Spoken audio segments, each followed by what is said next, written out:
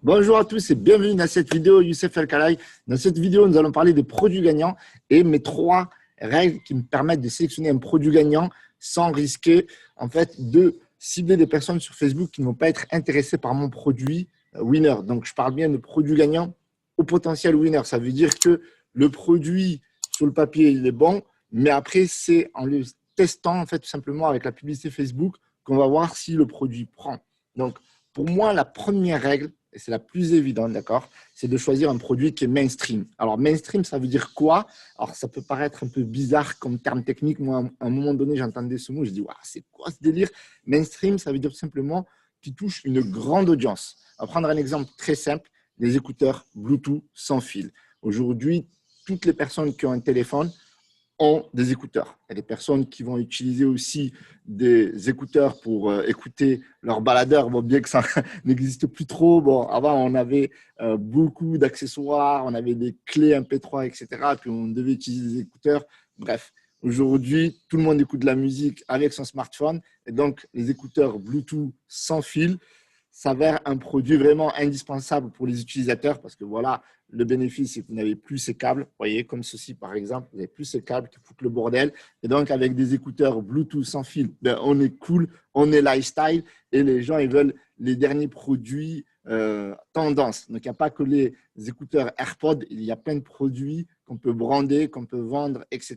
Donc, pour moi, ça, c'est un exemple parfait. Pourquoi? Parce que ça touche quasiment tout le monde. Enfin, toutes les personnes qui ont un smartphone en 2021. D'accord? Donc, ça, c'est la première règle. Donc, produit mainstream. Donc, surtout, éviter les produits de micro-niche. Par exemple, je ne sais pas moi, une micro-niche, ça peut être les passionnés de hockey sur glace. Ça peut être également des personnes qui aiment le cricket, en tout cas en France. Alors, en Inde, ça peut faire un carton. Mais en France, les personnes qui jouent au cricket, il y en a très peu. Après, il y a aussi des personnes qui jouent à la boule de pétanque. Certes, il y a beaucoup de personnes, mais vous allez vendre quoi? Des grosses boules de fer avec le cochonnet, etc. Donc, ce n'est pas trop le délire, même s'il y a beaucoup de personnes sur Facebook qui sont dans cette niche. Donc, peut-être vendre un e-book pour les aider à jouer au mieux à la pétanque. Mais bon, soyons sérieux. Voilà, éviter les produits micro-niches. On a aussi des produits aussi qui peuvent être des faux amis, d'accord. Par exemple, des produits aquarium, voilà, des accessoires aquarium. C'est vraiment des micro-niches. C'est comme aussi les passionnés de fourmis, les collectionneurs, etc.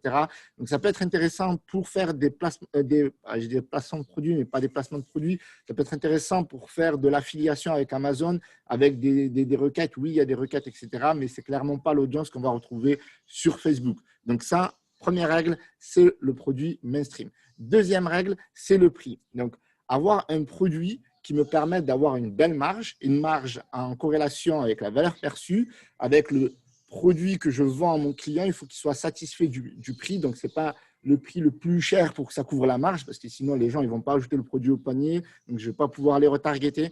Donc, avoir un prix qui est en corrélation avec le produit et la valeur perçue et avoir une offre complète. Parce que très souvent, moi, je vois les dropshippers, qu'est-ce qu'ils font? Ils vendent des produits bruts. Voilà le produit, voilà les écouteurs et démerde-toi. Alors que normalement, on peut vendre des accessoires en complément ou on peut vendre des écouteurs de niveau supérieur, comme on peut voir avec, par exemple, Apple, qu'est-ce qu'ils font? Il y a les AirPods classiques et il y a les AirPods Pro. Et puis, ça, c'est quoi? En fait, pour Apple, en vérité, ça, c'est juste un upsell parce que les écouteurs avec les fils là, tout pourris comme ça, ils vous les donnent, mais vous avez acheté le téléphone. Donc, si vous voulez acheter les écouteurs Bluetooth sans fil, eh bien, c'est l'upsell. Et si vous voulez acheter la coque iPhone, c'est l'upsell, etc. Donc, il faut raisonner un petit peu comme les grandes marques, comme font Apple. Donc, ça, c'est vraiment faire comme les grandes marques. Maintenant, faire à la sauce des dropshippers, c'est complètement différent aussi. C'est aussi vendre le produit en grande quantité. Quand une personne vient acheter un produit, ben, l'idée, c'est quoi? C'est de lui vendre plusieurs fois le même produit. D'accord? Mais pour ça, il faut bien fixer le prix d'appel pour que la personne elle a envie d'acheter le second à moins de 30% ou le troisième qui va être offert. Donc, il y a une règle qui fonctionne très, très bien avec le prix, c'est le 2 acheté, un offert. C'est le principe de réciprocité de Robert Cialdini. Lorsqu'on propose un produit et que dans notre offre marketing, eh ben, il y a le même produit qui est offert et lorsque la personne elle achète le produit, eh bien, on lui propose une réduction supplémentaire après l'achat, d'accord? Là, on n'est pas dans le panier, on n'est pas dans l'offre marketing, etc.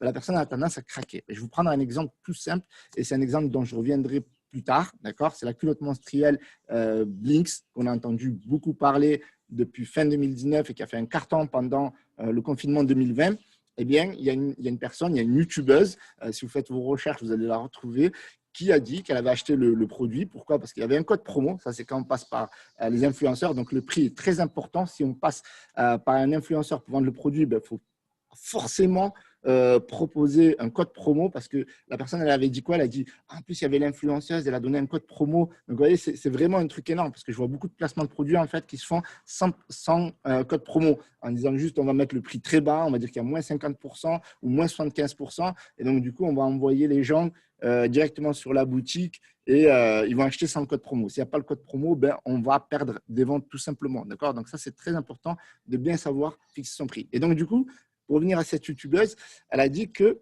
l'influenceuse, elle a fait le code promo et après l'achat, il y avait une réduction de moins 70%. Donc, upsell, one-time offer, après l'achat, réduction de moins 70%. Elle a craqué, panier moyen 80 €. L'affaire est réglée. Une culotte menstruelle, vous allez sur AliExpress, vous en avez à 5 €, 6 €. Si vous faites un pack, ça va vous coûter 10 €. Vous le vendez à 30 € ou 40 €. Et derrière, ça vous permet de faire une réduction. Bah, ça, c'est le cas, en fait. Blink, c'est ce qu'ils ont fait, en fait, quand ils ont commencé. Bien qu'ils ont brandé le produit, mais l'influenceuse, quand elle a reçu le produit, c'était quand même des produits d'AliExpress. Bref, on en reparlera dans une autre étude de cas. Mais ce que je veux dire par là, c'est qu'on peut débuter petit, à AliExpress, faire du chiffre, brander et en avant Guingamp, quoi. D'accord? Donc, on répète rapidement pour pas vous perdre, quoi. Première règle, c'est mainstream. D'accord? Ça, c'est important. Grosse audience. Deuxième règle, le prix. Le bon prix à la bonne audience et le bon produit, c'est vraiment la régalade avec tous les tactiques marketing qu'il y a, réciprocité, code promo, upsell, etc. Donc, ces deux règles déjà sont très importantes, mais il faut la coupler à la troisième. D'accord? La troisième règle, elle est vraiment très importante. Alors, vous devinez quelle est cette troisième règle? 1 hour later. La troisième règle, c'est tout simplement le bon moment, qui est en accord avec les deux règles précédentes, à savoir le bon produit, le bon prix, le bon moment. Alors, le bon moment, c'est quoi? C'est tout simplement le produit qui s'inscrit dans une tendance, d'accord, ou dans une saisonnalité. Le bon moment, c'est aussi faire attention qu'il n'y ait pas trop de concurrents. Si, par exemple, vous voyez que le marché est saturé, alors, il n'y a pas de véritable définition de saturation, parce que si vous voulez, si on fait un bon marketing, on peut s'en sortir, mais ça dépend de quel niveau on a et d'où on vient. Parce que si on est débutant, il faut faire attention. Vous voyez, on ne va pas se lancer avec la publicité Facebook pour vendre des correcteurs de posture aujourd'hui ou des produits, des aspirateurs de points noirs, ou si on fait des placements sur ça, ou même certains, ils ont voulu vendre des écouteurs Bluetooth, AirPods, etc. Aujourd'hui, c'est des produits qui ne marchent plus, en fait, tout simplement. Et là, vraiment, on ne parle même plus de saturation, on parle de déclin. Alors que les produits, quand même, ils ont de grands potentiels. Dans le papier, ils ont un grand potentiel, mais dans les faits, c'est-à-dire quand on les teste, ça ne marche pas. Et donc là, vraiment, on peut parler clairement de saturation. Donc, il faut essayer de chercher les produits vraiment qui reviennent tout le temps. On a aussi les produits vestes chauffantes l'hiver. Voilà, donc je vous donne quelques exemples quand même pour vous aider, pour vous inspirer. Mais j'évite aussi de trop en dire parce que je risque de balancer les produits de mes clients qui cartonnent très, très bien en ce moment. Mais vous voyez ce que je veux dire. Par exemple, le maillot de bain l'été, c'est un incontournable. Moi, je ne vous recommande pas forcément de vendre des maillots de bain. Il y en a qui le font et ça marche. Ils ont des galères SAV, ils arrivent à gérer ça. Tant mieux pour eux. Moi, je ne me lancerai pas dans ce business parce que le SAV, je déteste ça, mais même si ce n'est pas moi qui le gère, ben, il y a pas mal de remboursements. Il faut éviter les produits aussi à fort potentiel de remboursement par rapport aux problèmes de taille, etc. Récapitulons, les amis. Voilà, pour que vous n'en loupez pas une miette. Donc, première règle, c'est mainstream, grosse audience. Pourquoi? Parce qu'on peut scaler très, très fort et toucher beaucoup de monde. OK, égale gros argent aussi. Deuxième règle, le bon prix. On va fixer le bon prix, le prix que l'internaute il est prêt à payer, mais surtout avec la valeur perçue en mettant plein d'upsells. Comme ça, on va se faire un panier moyen et du gros cash encore. Et troisième règle, bien entendu, le vendre au bon moment. D'accord? Si vous voulez vendre aujourd'hui dans un spinner, c'est mort. Des correcteurs de posture, c'est mort. Des aspirateurs de points noirs, c'est mort. Sauf s'il est vraiment innovant et que vous arrivez à créer un marketing de dingue, que vous avez du budget, que vous allez brander de ouf, etc., etc.